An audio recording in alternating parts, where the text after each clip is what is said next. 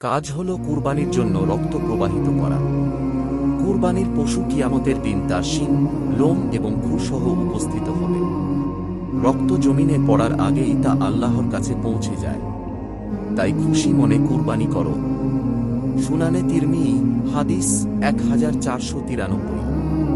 সহিহ হাদিস হিসেবে স্বীকৃত।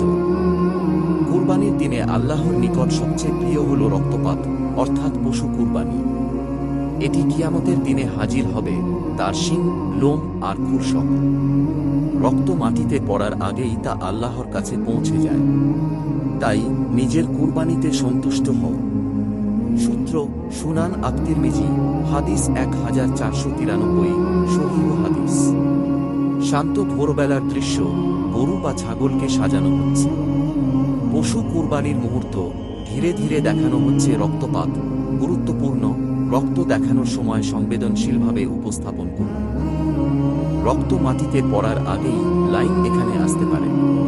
আকাশের দিকে তাকিয়ে একজন ব্যক্তি দোয়া করছেন। পশুর শিং, খুর ও লোমের ক্লোজ আপ। কিয়ামতের দিনে